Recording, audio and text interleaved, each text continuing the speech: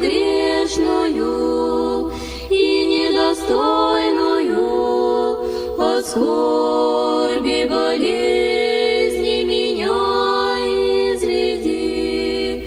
Как трудно мне грешной терпеть искушения, коварный лукавый смущает меня.